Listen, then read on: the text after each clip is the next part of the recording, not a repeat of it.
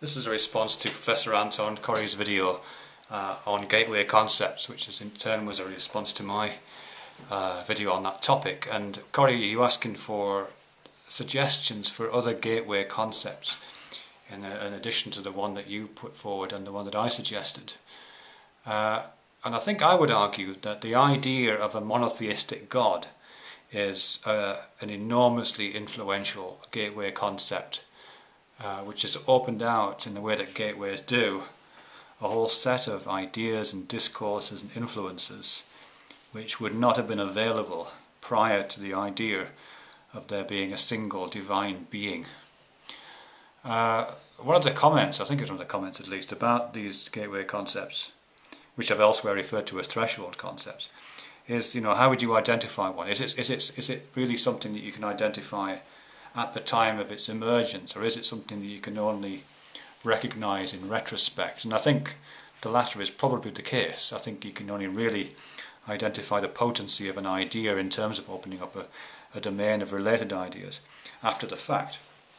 But I think, with that proviso, I think monotheism is clearly evidenced as that kind of a concept. And by monotheism, what I'm really meaning in terms of its concept, I mean it's the idea of a single entity which has some of the kind of characteristics of kind of holism and self-identity that beings have, that people and human beings have.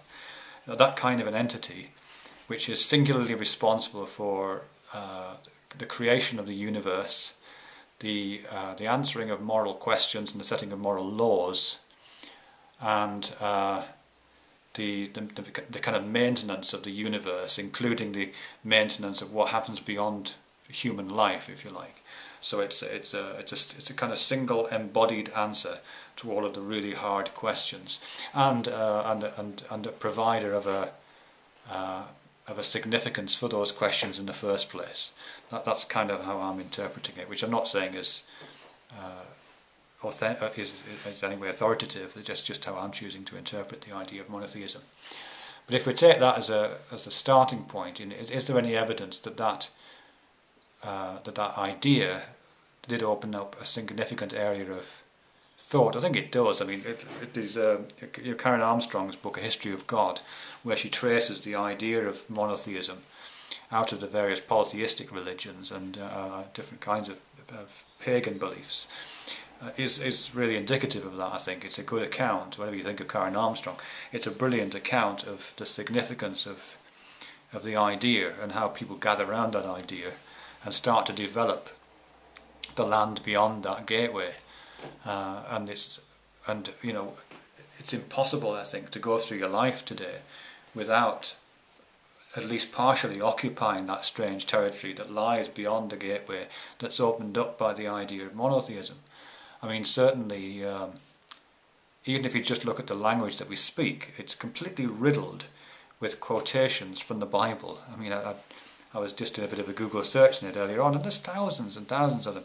The most mundane phrases that we use are a direct result of some writings that were done 2,000 years ago based on the idea of a monotheistic, of that concept of monotheism.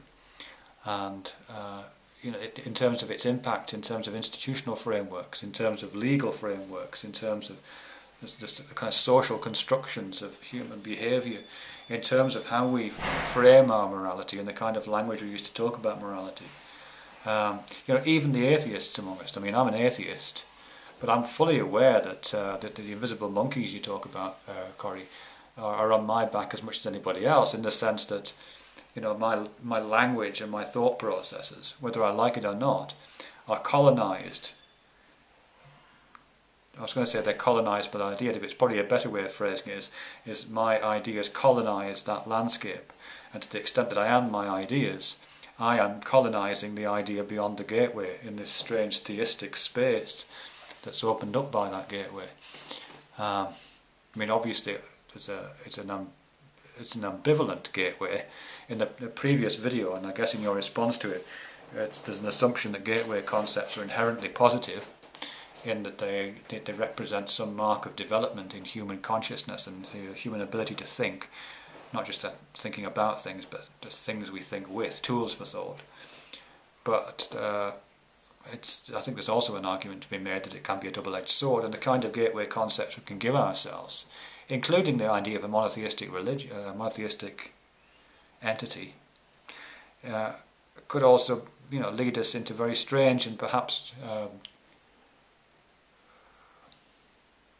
unfriendly spaces, really, spaces which are full of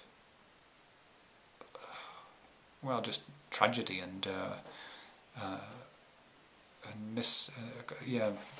mistake, really.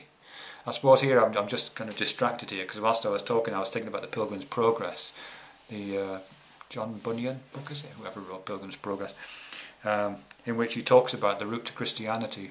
It's an extended allegory about the route to redemption through Christianity, and it's all about going through this various landscape, the slough of despond, and all these areas of temptation, and it's a set of extended landscape metaphors to do with the journey towards the light of Christianity. And but I guess one way of kind of replaying that is that's the land that's opened up by the gateway concept of a monotheistic religion, but it may not necessarily be a kind of divine passage to a brightly lit landscape. At the other end, it might be a series of bogs and traps and holes and swamps and jungles and disease, really. So that would be my offer for a suggestion for a gateway concept: monotheism. And the rider I'd place on that is that it's a gateway to a land which is at best ambivalent or ambiguous.